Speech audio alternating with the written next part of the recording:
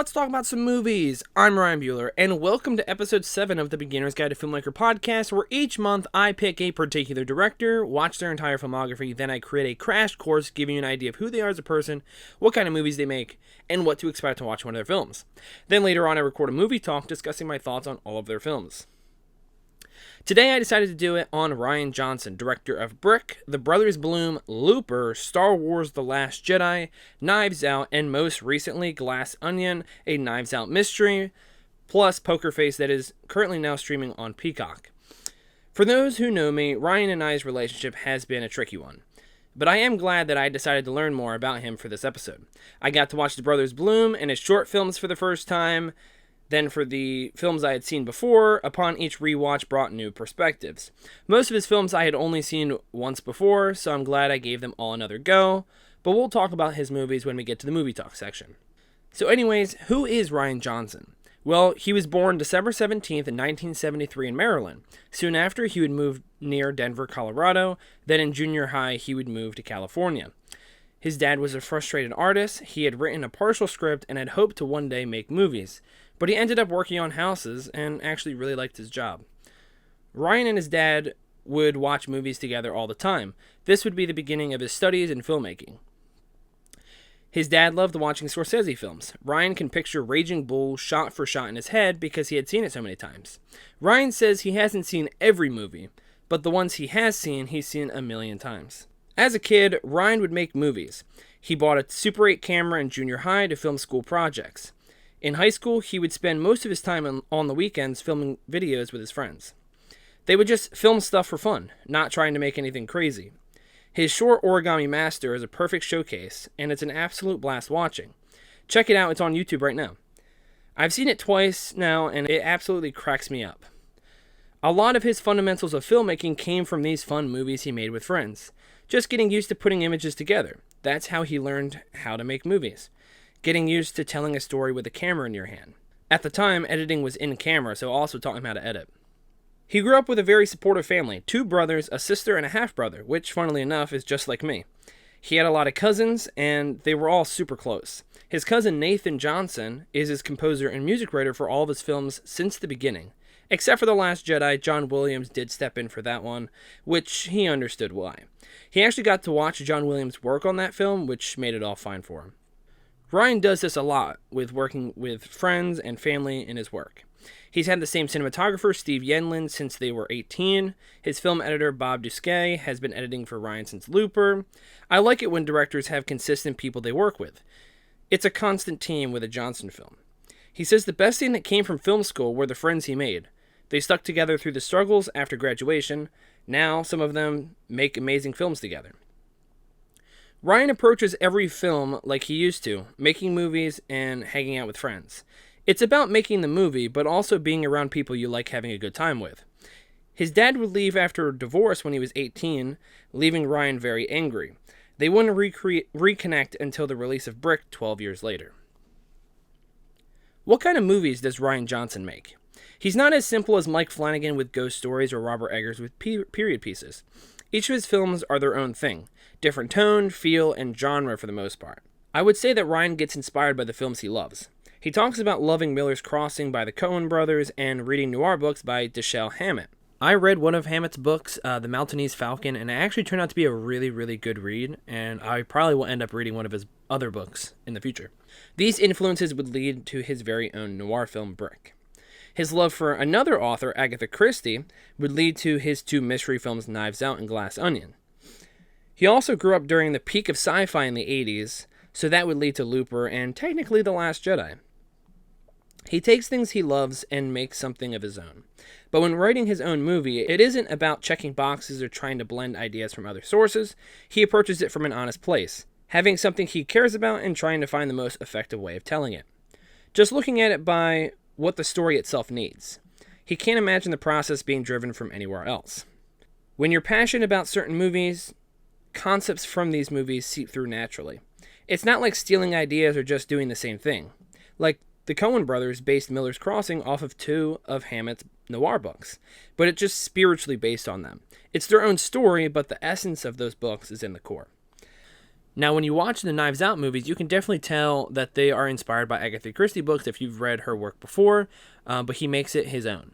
I would say that murder mystery is the most constant type of movie he makes. Even Brick has the murder mystery element to it, and so does his series Poker Face. And Rian Johnson has stated that he's already working on Knives Out 3. I do expect something completely different in tone and genre down the line from Rian. He won't just keep making murder mystery films forever. Doesn't mean I'm not super excited for Knives Out 3, because I really am. I can't wait to see what he does next. Now, what can you expect to see in a Rian Johnson film? Well, there are definitely some consistent elements to his stories. His quirky humor is written into all of his films. You'll definitely pick up on it when marathoning all of his films back-to-back like I did for this episode.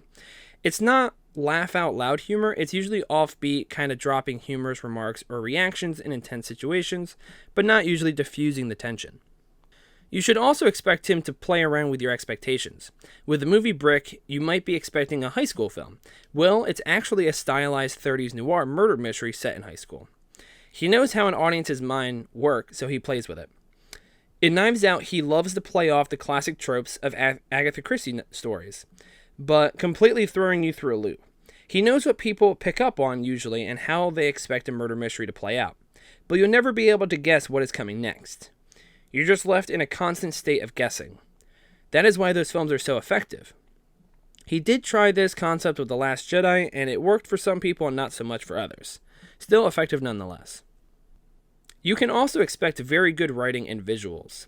He writes very creative stories with clever and natural dialogue. Except with Brick, it's not natural per se, but for the noir style, it is exactly what it needed to be. He never attempted to write the characters to be like high school kids. He describes it as Gotham is to New York. It's its own version that's not based in our world. His plots are well thought out and planned to be as effective as possible, filled with bits of info to be called back to later on. He even does this with visuals also. He's able to plan everything out so well because he storyboards the entire film before the shoot. He says he'd rather deal with figuring it out all alone in a room instead of in front of a large crew on a time schedule. He isn't an artist. Most of his sketches are chicken scratch, but due to him working with Steven Yeunlin for so long, he's able to translate it and make it work. Their connection helps make the process smoother, being able to bring what Rian pictures to the screen. His movies are always nice to look at, especially The Last Jedi with its beautiful reds and whites, and Knives Out is also really good to look at. Now, where is a good place to start with Rian Johnson? I don't like picking a director's best films to start with, but I'd say Knives Out is the essential Johnson film, and it just so happens to be what I think is his best film. This is the film that made me take a second look at Johnson and want to check out what else he could do. I will say Brick is a good pick as well, but if only you are familiar with the noir genre. Otherwise, you won't get it. It would almost be like watching Scream without seeing other slasher films. When I saw Brick for the first time, I didn't quite get the point of the film and didn't really enjoy it. But after watching noir films while getting ready for the Batman this past year, I enjoyed Brick a lot more on the rewatch. I'd recommend watching Miller's Crossing or Chinatown and honestly the Batman to get familiar with noir films if you aren't already. Plus, those are easier to try out if you don't want to go back and watch black and white films. But I'd say all of Rian Johnson's films are worth watching at least once. Some are better on the rewatch. You just pick up so much more because that's the way he makes them. Especially Glass Onion, there's so much that you miss the first time around. So here is my ranking of Rian Johnson's films so far. I'm excluding his short films and the any of it and like Poker Face and his shows that he's done. But I would say The Brothers Bloom would be in last place. It's still good, but it's just weaker compared to his other films. Then, honestly, I'd probably go... I think it could go either way, like intertwining my next spot, whether it's Looper or The Last Jedi. I think I can go back and forth, because I like both of those movies, but then they also have flaws. But honestly, I would probably put Looper next, and then The Last Jedi above it, just because of the makeup on Joseph Gordon-Levitt's face. I will never be able to get over that. So I would say it goes Brothers Bloom, Looper, Star Wars The Last Jedi, then Brick, then Glass Onion and Knives Out Mystery, and then Knives Out at the number one spot, being his best film in my opinion. But I'd say that covers my crash course on Rian Johnson. I am looking forward to sitting down with my good pal Chris to discuss these films, so we'll get on over to that. Thank you for listening.